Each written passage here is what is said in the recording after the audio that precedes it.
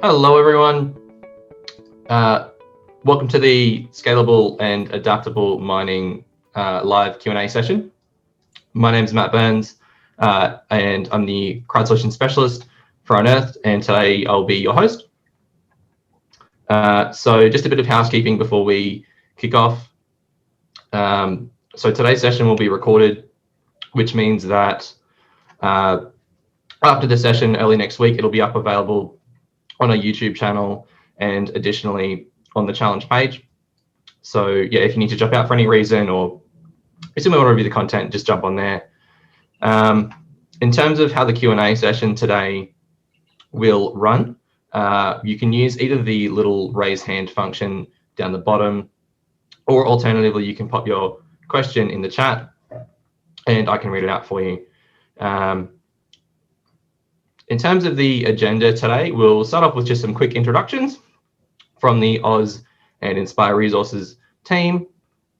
And then we will hand over to a presentation from them. And once that's finished, we'll jump into the Q&A section.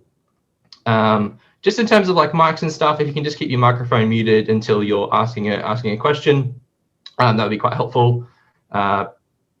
But if you do have a question at any point, feel free to drop it in the chat at any point through the webinar, and I can then ask it once we jump into that Q&A section.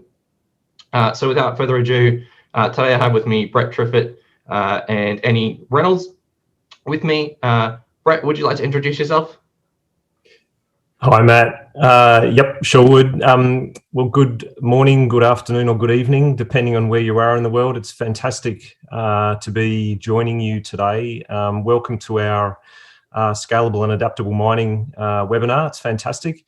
Yep, as Matt said, my name's Brett Triffett. I am Oz Minerals Transformation Technologist, and I have the fun and enjoyable role of trying to help Oz Minerals look over the horizon at long-term transformative technology and ways of working opportunities. And I'm really pleased to be joining you today on this webinar. And I'm joined also by Andy Reynolds. Andy is the president of Inspire Resources, and we're really, really lucky to have Inspire Resources as our challenge partner on this particular challenge. We've been working with Andy over the last at least 6 months, probably longer, Andy, looking at or exploring the concepts around scalable and adaptable mining and modular architectures, and that's what this challenge is all about and what we're going to talk to you about today. So Andy, I think you've got control of the presentation. Can you please forward on to the next slide, please? Thank you. Yeah, so as I mentioned, just by way of introductions, I'm Brett, and Andy is also going to speak to the team today. So I have the job today of introducing you to Oz Minerals, and so you know who you're dealing with, and also introducing you to our Think and Act Differently Incubator. And then I'm going to hand over to Andy to talk through some thinking around scalable and adaptable mining and some concepts around modularity and modular architectures. And then I'll close out with a little bit of info about the challenge itself. And then we're going to open up for Q&A. So Andy, if you can go to the next slide, please. So a little bit about Oz Minerals. So we are a mid-cap Australian mining company. We have a focus on copper, so we consider that our strategy is copper core, if you like.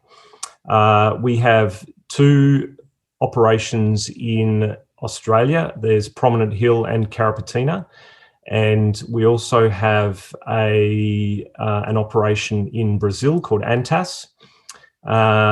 All 3 of those operations produce a copper and gold concentrate, and we sell that concentrate to smelters in Asia and Europe. And we also have a pipeline of new projects coming over the horizon. So we have a very active exploration program with 16 projects currently globally. And our next cab off the rank, if you like, from a project development perspective is the West Musgrave project, which is a copper nickel project in Western Australia. So why this thinking about scalable and adaptable mining, and where are we thinking in that regard? So with our pipeline of potential projects, we're thinking about how we go about executing our future projects. How can we make them more adaptable, more scalable, more tolerant to uncertainty? And how can we get them up and running more quickly, given all of the risks associated with getting a typical mining project up and running, where the typical time frame from discovery to actual first production can be as long as 10 to 15 years. So we're exploring how can we create projects that can be up and running more quickly, given all of the uncertainties, both inherent in the project itself, but then also inherent in the global environment that we operate in. So Andy, can I ask you to move to the next slide? I wanted to, I guess, talk a little bit about our Think and Act Differently incubator. So this is a very new initiative that Oz Minerals has committed to. It's a bit of an experiment, if you like. What we're trying to do is build a process and an ecosystem around us to enable us to attract a very diverse group of people around us to help us address some of the really complex challenges that Oz Minerals is working through as it works towards its aspirations. And you can see in the middle of the slide there a list of themes. So we have 5 themes that we're addressing in our incubator process. And today we're talking about scalable and adaptable mining. But I'm pleased to say that this year we've also run challenges in the clean products space and also in the energy and emissions space. And we plan to continue to run challenges into the foreseeable future. And these challenges are framed in the context of Oz Minerals and us achieving our aspirations and our strategy. And at the moment, we are focused on divergence and then ultimately convergence, where we will have a series of ideas that we would look to shortlist and then take into our funded acceleration stage. And so that's the process and the journey that everyone on the call hopefully is on. We're currently in divergence on this particular challenge, but ultimately we want to narrow down to a select group of teams that we'd like to take forward into our funded acceleration stage to help us expand our thinking in relation to scalable and adaptable mining and modular architecture. And there's a little plug there at the bottom of the slide for our website. If you'd like to go there, you can register your interest, and we'll put you on our mailing list and keep you updated on what we're up to in relation to this challenge and in relation to other challenges. So with that said, I'm going to hand over to Andy, and Andy's going to take you through some of the modular architecture and scalable and adaptable concepts that we've been workshopping together over the last 6 months or so. So over to you, Andy. Thanks very much, Brett, and hello everybody. It's great to be with you here from the west coast of Canada. A little bit of background about Inspire Resources. It's a company that we formed a couple of years ago to deploy a new business model for community-owned mining projects. And what that requires is a much more responsive design process. So we're thinking about flexibility, about incorporating more people into the design process, and about generally being able to move faster. And so we've been very fortunate to find ourselves alongside Oz Minerals also looking at flexibility, and to have a significantly overlapping interest here. I mean, particularly fortunate because Oz Minerals behaves like a small company, but properly resources innovation like a much larger company. So it's a pretty unique combination there. Now, we've been working together for about 9 months, as Brett mentioned, and we've gone quite deeply into the science of system architecture and flexibility and modularity. And I'm not going to give you all of the detail, don't worry about that. This is a quick 10-minute introduction. Suffice it to say that in Inspire Resources, we are systems thinkers and generalists. And so the first place that we look is the incumbent system. And we ask ourselves, how is it stuck in a loop? Because everybody is stuck in a loop of some kind. There are systems that are stable, systems of behavior, systems of interaction that are stable and self-reinforcing. And what creates this need for flexibility is the fact that the mining system today is stuck in a loop that generates projects on the basis of economy of scale. That's principally driven by the shareholder primacy and the need for investment attraction. If you want to dig deeper into this, I've posted a link to the Slack channel, so I'm not going to go into it in detail now. But what I will say is that for as long as we use static framing for economic analysis, we will get projects that are not flexible because we don't value flexibility. That leads to all kinds of unintended consequences, which are the red boxes in the middle of this diagram. Those are the problems that we're trying to address in Inspire Resources. But they're also the problems that will limit the rate at which new supply can come to market for resourcing decarbonisation. So the summary there is, like any system, there is a self-reinforcing behaviour that favours large projects that are inflexible. And so the challenge we have is to look at how we can escape from that, how we can do something different. One of the reasons why we might want to do that is because smaller projects are undervalued. And also, I would say complex projects with many elements of complexity around them, particularly in ESG, are struggling to find valuable economic solutions.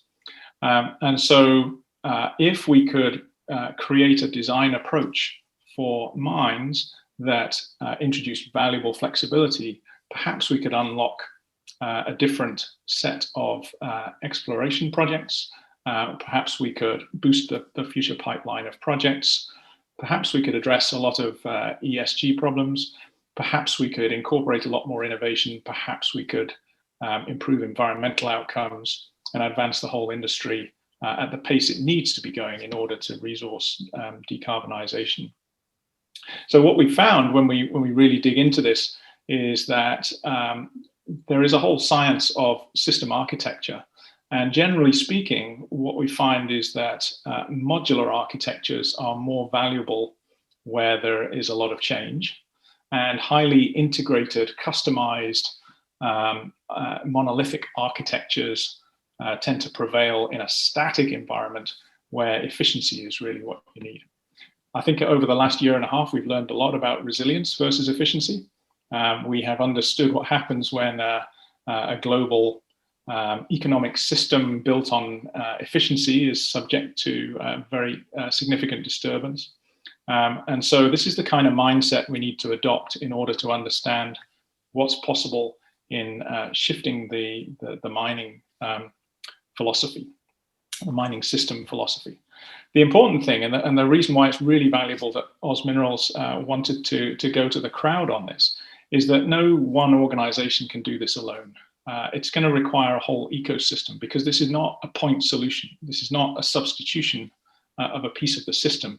This is a re-architecting of the system that will make this possible. We learn this from the literature on modularity, the literature on systems architecture, that says you can actually screw it up. you know, if you don't pay attention to the architecture, if you try and put modular things into the wrong architecture, then you won't realize the benefits. So it really is a whole system challenge, and that's why we want to bring a lot of people together. That's why we want to run a challenge with the crowd. So a few definitions here. When we talk about scalable and adaptable, we see them as two aspects of flexibility. So scalable is essentially increasing or decreasing capacity. And there are worked examples in existence of doing this, for example, in response to commodity prices. But it essentially uses multiple versions of the same thing in order to add and reduce capacity. When we think about adaptability, it's perhaps a broader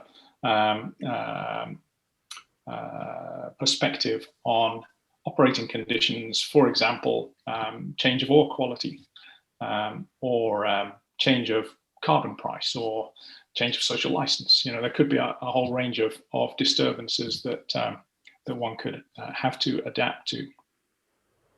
We did a bit of work with internal stakeholders in Oz Minerals on the design attributes of a flexible system and how they might contribute to the kinds of uncertainty we expect to face in the future.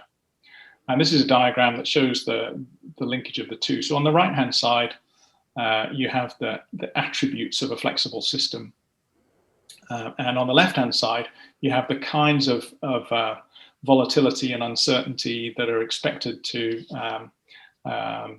be visible in the mining context over the coming years. And what we did was we looked at all of the intersections of all of these things. And we said, to what extent do we expect these uncertainties to grow? And given that, to what extent do we expect these attributes of a flexible system to be helpful in dealing with that? And this is a Sankey diagram where the thickness of the bar represents the qualitative assessment of that contribution. And so you can see here that it is overwhelmingly positive, that the attributes on the right overwhelmingly positively contribute to dealing with the volatility on the left. And there are some examples there of how that works. What we would expect to see in a simulated or real system is that if we inject enough disturbance into the system and measure the economics, at some point the flexible system will prevail over the efficient system. And so that is going to be the general idea of how we will assess the ideas that we'll pull together through this challenge. So the design attributes on the left here, we would expect that the kinds of ideas that we would bring into the challenge would somehow fit into these kinds of attributes, and that when we pull these together into a system, we would expect to see the kind of benefits that are listed on the right here. And to the extent possible, we'll be looking to understand what those relationships are and looking to see how value can be created. So that's the purpose of this challenge. It's going to require us to do some pretty heavy work on modeling and simulation. We really need to get to dynamic modeling or simulation to understand how a system responds to change. And so there's a bit of work to be done in that, and a lot of that depends on what kind of ideas we bring in and how we will model those. And we'll certainly need to collaborate with domain experts, both within Oz Minerals and beyond, in order to understand those parameters that will have to be programmed in. But you can see that in that architecture on the right there, the hierarchical diagram there, the domain experts will help us go down into the structure, and the systems thinkers will help us pull it together across that architecture. So that is the 10-minute introduction to the deep science of system architecture. I can, if you haven't been exposed to this before, then it should feel like you're drinking from the fire hose, because the mining industry has not really delved into this before. It's not common working knowledge among investors, among investment analysts, among engineers, among owners. So it really is quite a new field, and we can really expand on this in the Q&A if you want. But I think you can see why we're asking such an open question, why we're interested in such a broad range of ideas here, because there are many, many ideas that would fit into this if we can find the right architecture. So with that, I'm looking forward to the Q&A, but I will hand back to Brett for the final slide. Thanks, Andy. So I guess just a couple of key things to kind of keep in mind as you're thinking about your contribution, and we would love to have a contribution, a submission of any kind from everybody on the line. That would be absolutely amazing. So the challenge is an 8-week challenge, and we've been underway for a few weeks now. And we do have an early submission process. So if you are feeling super keen, we'd love to hear from you. If you can think about putting in an early submission, and the workload required to do that early submission is actually relatively straightforward. If you've had a chance to get into the Unearthed platform so far, hopefully you will have seen that. There's just a couple of simple questions to answer. If you're able to make that deadline of the 23rd of June, which is next week, we would be more than happy to set up a one-on-one catch-up with the Think and Act Differently team and Andy to discuss your submission in a lot more detail, and hopefully we can help you to enhance your final submission, answer any questions you might have, and hopefully end up in a better place than we would otherwise. The other key date, of course, is the final submission. So we're looking to close the challenge on the 22nd of July. A couple of things I would really emphasize is that we do have a Slack channel running. So when you join the challenge via the Unearthed platform, you will get access to our Slack channel. I would encourage everybody to kind of lean into that conversation. It can be quite challenging to get people to put up their ideas, but we'd really encourage and welcome an open conversation about scalable and adaptable ideas and modular solutions for the mining value chain. And Andy and I are on there, reasonably regularly responding to anybody that has things they want to talk about. And I guess the other thing I would kind of emphasize is if you don't want to put in a submission, and that's absolutely fine, of course, you are still more than welcome to join up as a participant on the Unearthed platform and join the Slack conversation and just throw your ideas up on Slack. Become part of the conversation even if you don't want to put a submission in. So I guess just in closing, Andy talked about on one of his slides that where we'd like to head to with this challenge is to actually build a simulation of some sort that will help us to demonstrate the value of a modular architecture. And so what we're planning on doing is putting together a team from the challenge of people that have great ideas from both a modular solution perspective, but then can also think in that systems kind of way to join our team and be a part of building that simulation and helping us to demonstrate the value in the modular architecture for potential future projects for Oz Minerals. And we will co-design a series of scenarios that we would like to test through that simulation, and whether that's fluctuating ore body characteristics or even external stimuli such as such as metal prices or geopolitical instability. I have no idea how we're going to do it, but we want to try to co-design what that simulation looks like, and I guess that's the value and the deliverable for you as participants in that final piece of work, is to be a part of demonstrating that value, and then that's something that you can all take away and use in your own business development. And we'd like to continue to work with you on potential future solutions for future projects for Oz Minerals.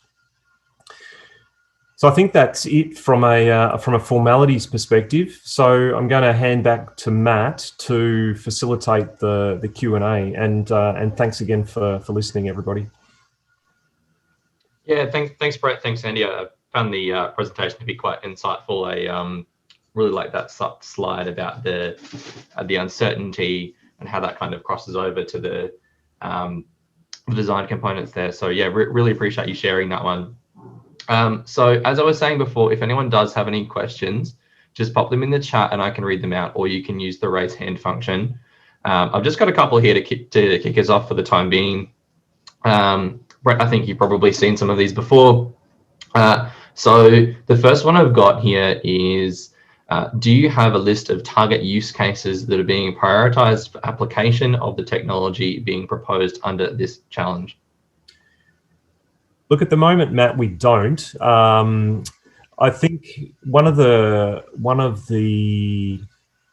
real serious opportunities I think that we have through considering this different way of approaching projects is the potential to unlock projects that we would not have considered in the past.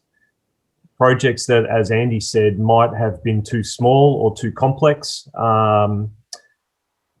I think that's kind of the holy grail for us, is to have an alternate approach that we can use to unlock projects that are outside of the current remit.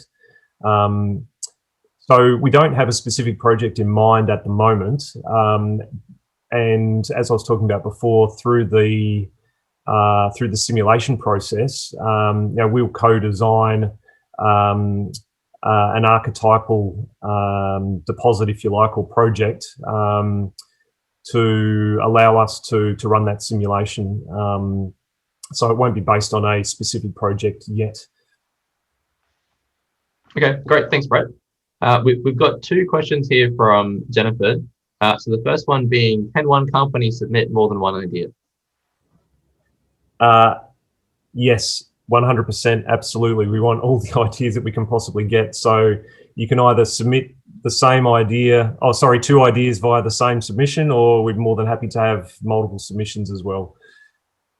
Yeah, and if you do need a hand getting two submissions together, just reach out to me so we can make that happen in the platform. So Jennifer's also asked the second question here. Can you confirm the focus will be on copper, gold, and nickel commodities?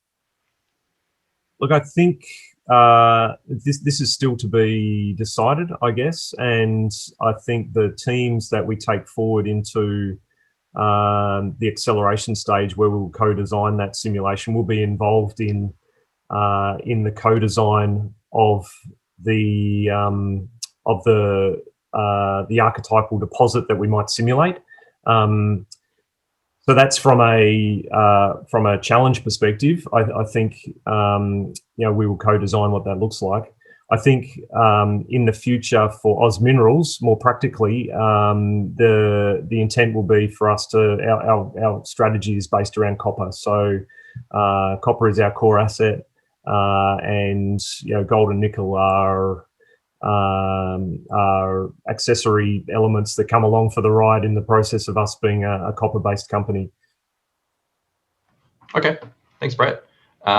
We've got another one here from Scott, who says, what are the pain points in your projects, or alternatively, why consider scalability and adaptability? Andy, I might throw to you to this one. Is that okay? Sure, yeah. So I think the global pain point here is is bringing supply to market fast enough. We're looking at a future of extremely fast rising demands for commodities associated with decarbonisation, and to be able to start projects without spending 10 years drilling holes in them might be quite advantageous over the next few years, to be able to start projects that we already know about but don't think we can develop cost effectively. So there's a range of cases there. If we were to plot all of the possible projects on a diagram, we would find that there's a bounded area that the industry, as it's currently configured, would be able to exploit. And the real question is, can we expand that boundary? Can we create an opportunity to unlock ore bodies that other people think are too complex, for example, or too small? And in doing so, can in Inspire Resources' case, can the community become the owner of a project like that? In Oz Minerals' case, can they enter a less crowded market for filling their pipeline, and possibly pay a lower price for assets that would take a collection of skills to unlock? So I think that's in very general terms. I don't think there's. I think if I said anything more specific than that, it would just be speculation, really. It's a general sense that we can expand the boundary around the exploitable assets, either in complexity or size. Does that fairly speak on behalf of Oz Minerals, Brett? I wanted to get your broader perspective, Andy. So I think that's terrific. Look, I think perhaps more specifically for Oz Minerals, the pain points are, and Andy's alluded to this already. The pain points for us would be, access to new projects. New projects are very, very difficult to come by. Projects that are economic, in particular, given the current architecture, the traditional architecture. The last 3 projects that we have built, including West Musgrave, which is still to be built, you're talking at least $1 billion to build a project, and you are looking at so very capital intensive, and you are looking at a long time to get those projects up and running. So I think on average, time to market is from exploration discovery to first production is at least 10 years, and in some cases 15 years, and that's been the case for Oz Minerals projects. Probably on average about 10 years from discovery to first production. So I think those are probably the 2 pain points I would call out specifically. I say Oz Minerals does pretty well there. According to the IEA, the average for large copper projects is 16 years. So well done, Oz Minerals. Getting it down to 10. Great. Thanks, Brett. Thanks, Terry. Andy, sorry. I have another question here from George Terry. Given the energy consumption in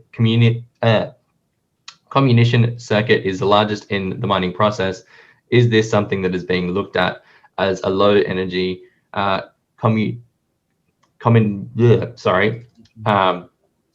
comminution system could allow alternative energy be used, or energy diverted to electric vehicles? How would that be to Oz Minerals? Brett, I think you've got that question there as well. No, that's fine. Thanks, Matt. So 100% energy consumption by comminution is by far and away, I think probably for open cut projects, it's circa 80 to 90% of the total power consumption. For underground projects, it's still 60%, 70%. So you're spot on. I think it is a really important element for us. And as I have mentioned in the TAD slide, the Think and Act Differently Incubator slide, one of our themes is around energy and emissions. So the company has aspirations to achieve 0 scope 1 and 2 emissions. And so a lot of work for current projects and future projects is about looking at alternate methodologies for comminution. And I would call out our West Musgrave project, where we are moving to vertical roller mills rather than the traditional SAG mill, ball mill circuit, as an example of an innovation in the comminution space that's potentially going to save us 30% in our power requirements. And I think how you deploy that in a modular architecture is something that we will have to really, really focus on. So we're really interested to hear ideas in the comminution space. Yeah, actually, that's a really good example, because the whole industry should be pursuing low energy comminution. The whole industry should be all over the comminution energy problem. And I think, what will really make it a solution stand out in flexibility terms is if it can handle a variable throughput, if it can be started up and shut down with very low cost or very low adverse impact on maintenance and reliability, if it can handle a variable run-of-mine ore quality. Those kinds of properties will really show up in any simulation of flexibility. Those are the kinds of properties that will really show up as making a difference. So I really encourage people with ideas to think about this in terms of subjecting a simulation of their idea to significant change and seeing how it responds, and thinking what's important to the system about how it responds. And so, another instance of that would be if it's a multi-train process in which you could use one train for experimentation, or if it is a trailer portable mill that could be easily moved between projects, or if it could be adapted to different commodities. So, there are many attributes of flexibility that could be projected onto a comminution technology that would be really interesting to look at from a flexibility perspective, and that I think not many people are looking at.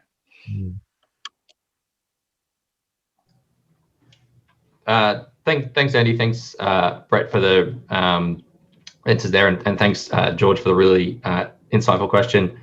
I've got another couple here that were asked before the webinar, so I might just jump over to some of those now. Brett, can you tell us, is mineral exploration included in the subject for this challenge? That's a good question. Look, we haven't really considered it. We haven't really thought about it. I'd be curious to explore with whoever has asked that question, Matt, where they think modular architecture could potentially benefit the exploration process. But to be honest, I haven't actually thought about it as something that was potentially ripe for disruption from a modular architecture. Although I guess one thing I would call out is, I talked about the fact that it takes 10 years for Oz Minerals and 16 years for everyone else to get a new project up and running, and a lot of that time is spent exploring and drilling. So if there are ways to accelerate that, I think we'd want to hear about it.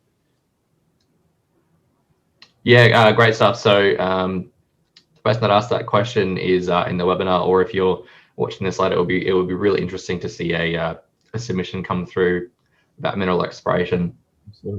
Or as Brett said, if you don't want to put a submission through, definitely jump on the Slack to share some ideas there. I did see a question from Leon Cosgrove earlier. He's asking about if the challenge is open to software technologies. I think we'd love to hear about any sort of ideas. So 100%. I think the simulation space is something that we're very interested in, and we're exploring in a lot of detail at the moment. But if there are software technologies also that could be deployed in the development phase or in the operational phase of a project that could support a flexible and adaptable solution, particularly a modular solution, then I think we want to hear about it. I think one word of caution, we don't just want to get a sales pitch from someone trying to sell their their piece of software to us. I think really think about what your value proposition is in relation to the modular architecture, and really pitch it with a focus on that, rather than just trying to sell us a piece of software. Yeah, and one thing I think I'll just add to that as well. Brett touched on this earlier, is that we've got the early submission process coming up, and it's just a few questions, essentially sort of 2 or 3. So if you are unsure about whether is my idea relevant to the challenge, is it something Oz is interested in, you're of course more than welcome, and we'll let you know. So if it isn't something relevant, and maybe time's better spent elsewhere, then we'll let you know. But obviously, if it is, then as Brett said, there's a really good opportunity there to chat with the team and get some feedback about how to tailor that submission to the challenge. So I've also got some other questions here. Brett, I've got 2 that are kind of around the same theme, and that they're around what kind of stage of technology is open for the challenger. Are we looking at only proven technologies? Are we open to late stage development technologies, or are you even interested in sort of very early stage, or just ideas there? Yeah, sure, Matt. And I'm keen to get Andy's perspective on this, but I guess from my opinion would be that we'd be open to all and every type of idea, whether it's TRL1 or TRL9. I think what we're finding with some of our other challenges is that we tend to get quite a wide range of ideas, and I think that's fantastic, from academic based TRL1 concepts all the way through to commercially available, ready to go off the shelf solutions. I guess one observation would be that the higher TRL solutions haven't managed to crack open this challenge for the industry, and so I think by the very nature of what we're trying to do, we're going to probably tend towards the lower TRL type ideas or solutions. If the solutions are off the shelf and ready to go, I would question why haven't they been deployed? Why have they not in great numbers, and why has that disruption not occurred at the scale that we're thinking it could potentially occur at? I'm curious to hear your perspective on this one, Andy. Yeah, I'd offer a slightly different slant on that. One of the problems with high TRL modular equipment is it's often been deployed into a system that's not really modular. It's not really set up to take advantage of modularity, and so I think there are modular solutions that have been around for a very long time that nobody's ever measured their value in flexibility, and so I suspect I would just sort of temper the downer on mature technologies, because I think we might find some buried treasure at the higher TRLs. The other thing I would say about lower TRLs is that we will need, in assessing these ideas, we will need to understand how they behave dynamically. And typically early in the life of a technology idea, you tend to understand it statically before you understand it dynamically. So if you design a gas turbine, for instance, you can figure out the TS diagram and figure out the efficiency and all of the steady state stuff, but you don't really know how it's going to start up or shut down, whether it's going to melt itself down when you first put fuel in. So there are these transient attributes of an idea that might be difficult to figure out if it's a very early stage idea. So I would just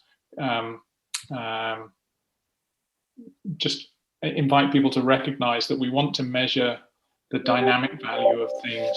And so if it's an idea in which you haven't yet figured out any of the dynamic aspects, then it's going to be hard for us to assess it. Thanks, Andy. Yeah, thanks for that input there, Andy. So Andre has asked, is Oz Minerals willing to share data, so exploration, test work, etc., to be used as a basis for developing realistic simulation scenarios? So, Matt, the intent is that for the teams that we take forward into that funded acceleration phase, we will co-design the simulation framework together. And the intent would be, if the team decide that we need exploration or test work data, if Oz Minerals has it in-house, we'll make it available. So absolutely. Although it is not our intent to share that data during the challenge stage, it will be during the acceleration stage. It's probably worth mentioning that many people involved in this challenge, including Oz Minerals and many of the proponents, will have some concerns about who sees what data. It's just to recognise that we foresee that, and that one of the aspects of designing the process is to figure out how we can protect that and prevent it from becoming an obstacle to participation. Thanks, Brett. Thanks, Andy. So we've only got probably another few minutes here. So if anyone does have any questions, just pop them into the chat now, so we can get through those ones.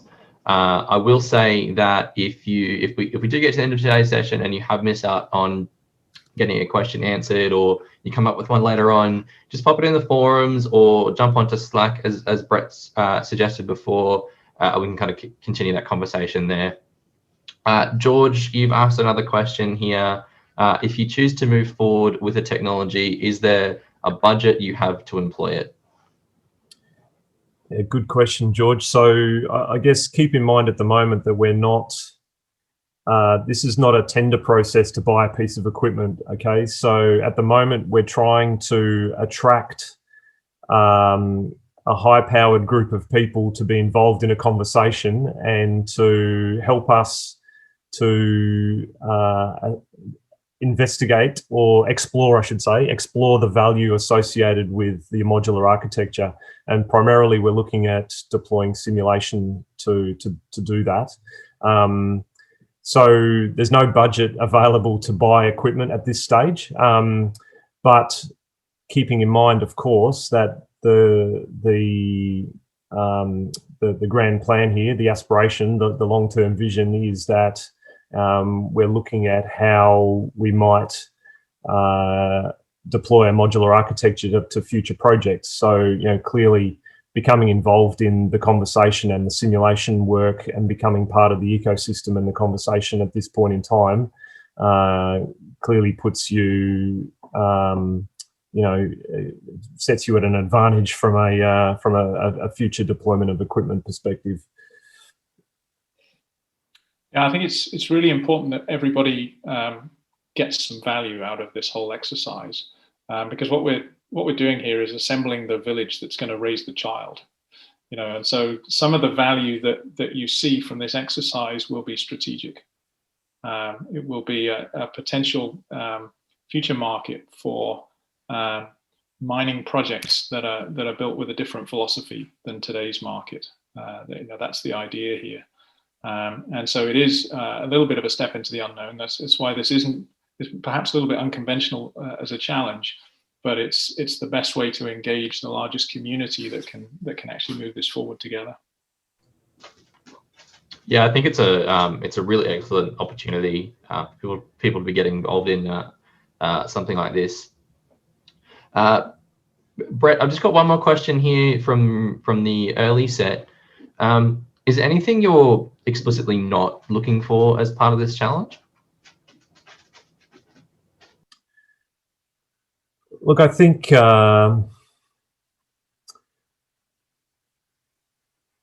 Matt, probably the key ones from my perspective, and I'm curious again to get Andy's perspective on this one. So my thinking is, we would be very focused on our own value chain. So be it primarily the mining process, whether that's open cut or underground, and the processing side of things, with a primary focus on copper extraction. our value chain, within our own business kind of ends at that point. So I think that's where we really would like to focus. And that could also include infrastructure elements, be it power, water,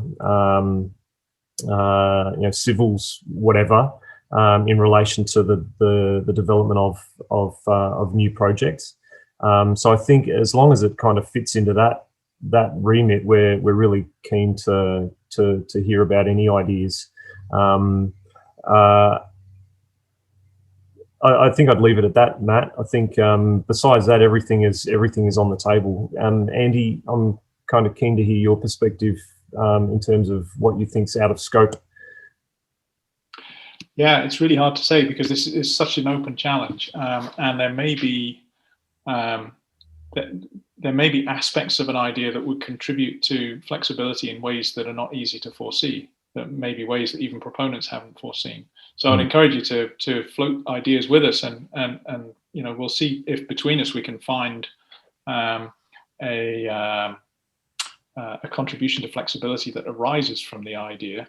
Because if we can find no such contribution, then it's not, I think, going to get very far in the challenge process. So we'd like to save you the burden of pushing it through if between us we can't find any flexibility benefit that arises from it. Yeah, thanks, Brett. Thanks, Andy. I suppose that kind of ties a little bit back into what we were talking about before as well with the early submissions, where if you're unsure, pop something in and we'll let you know, or jump on the Slack as well. That's a good opportunity. We've probably got our last question here today that's come from Matt Pyle. Matt, I might just jump straight to your actual questions there. Brett, the first one is, how will the ideas be ranked? So I think, Matt, the intent would be to try to identify opportunities that focus at each point in the value chain. So I think one thing we're conscious of is not having team members who have overlapping kind of scopes. So I think one thing we'd be looking for is to kind of plug each part of the value chain from an ideation perspective. And then I think the other thing would be around willingness to collaborate with others and to fit in with the culture that we're trying to develop and engender in our incubator process, which really is around open sharing and open collaboration, and a willingness to kind of step into the unknown, I think, as well. So it's going to be as much about the quality of the team as it is about the quality of the ideas. Yeah, this is a really important point. We can't say this enough times, that this is not an invitation for tender. This is not a competitive procurement of a solution to a well-defined problem. This is a team building exercise, and we are looking for people who can see what their path is to create strategic value from working together with the rest of the team. And so, to Matt's final question there, giving away ideas and knowledge for free. I understand that. I've been a consultant too, and it's we have to really think in terms of growing the overall pie rather than giving ideas away. And so if you can't see a way in which that can happen, then that would be unfortunate, because the idea here is to create some kind of positive value for everybody through participation.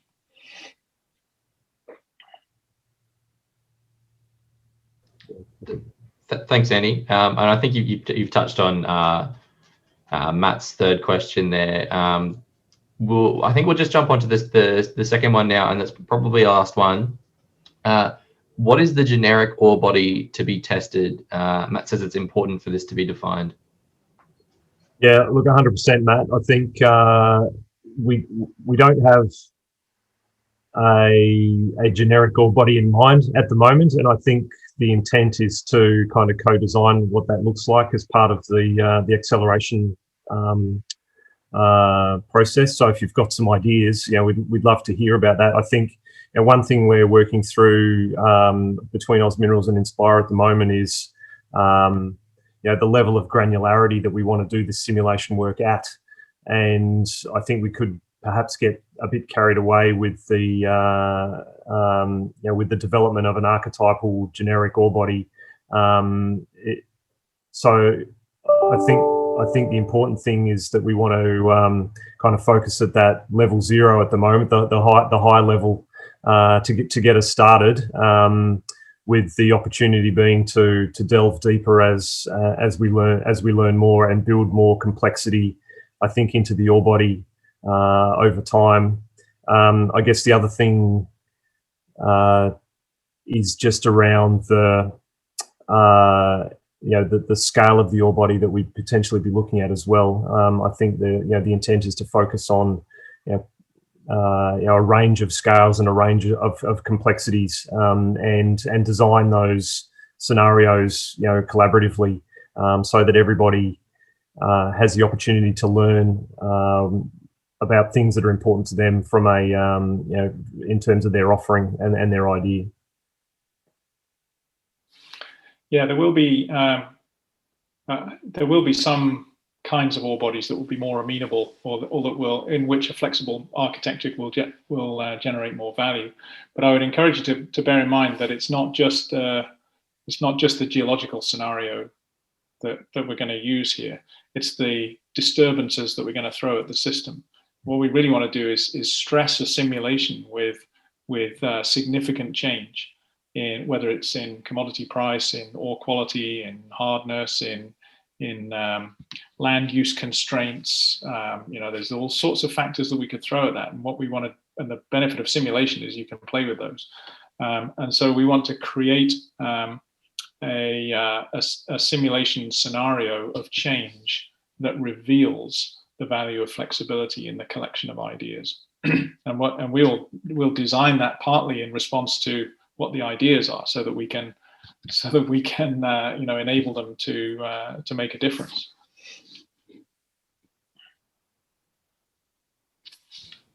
Thanks, Andy. Thanks, Brett, and thanks very much, Matt, for the very insightful question there. I think with that, we'll probably close out now. So as Brett mentioned, on the 23rd, the early submission deadline closes. So just make sure you get something in before then. If you're looking for any feedback on your ideas or your submission, to qualify for that, you just need to answer the first 3 questions there that are labeled early submission. But of course, if you'd like to put more detail in, that's also encouraged. If anyone has any questions or concerns or issues with the platform getting their submissions through, absolutely please reach out to me directly. I'll pop my email just in the chat there. But of course, it'll sort of be around, and you'll have had emails from us directly as well. So any issues, please reach out. So as I touched on earlier in the session, this Q&A will be up sort of early next week on YouTube and the challenge page, and we'll pop up a forum post and send an email out to everyone, so you've got a chance to go back over it. And as I said, if you do have any other questions that have come out, things you didn't get answered, anything like that, just jump on Slack, jump on the forums. We're there to kind of support and answer any of your questions. But with that said, I just wanted to say a big thank you to Andy and Brett for your presentation today and answering everyone's questions. It's greatly appreciated, and I'm sure it helps everyone get a better idea of what to put in their submission. And a big thank you to everyone for attending, and particularly everyone who's asked questions today to have that discussion. Yeah, with that said, Brett, Andy, was there anything else you wanted to add at all before we close out finally? I just want to thank everyone, Matt. Thanks for your interest. Yeah, really excited to see that we've got 20 or 30 people on the line. So it's great to have that level of interest. Really excited to see some submissions rolling through from this group. Yeah, and thanks to you, Matt, for hosting, and also thanks to you, Andy, for your insights and for your support. So thank you. Thank you. It's a great opportunity. You don't really know whether you know something until you try to explain it. So it's always valuable. Much appreciated. Thanks, Matt. Thanks, Brett. Thanks, Andy. I think we'll close out there. See you all on the forums and Slack. Bye now.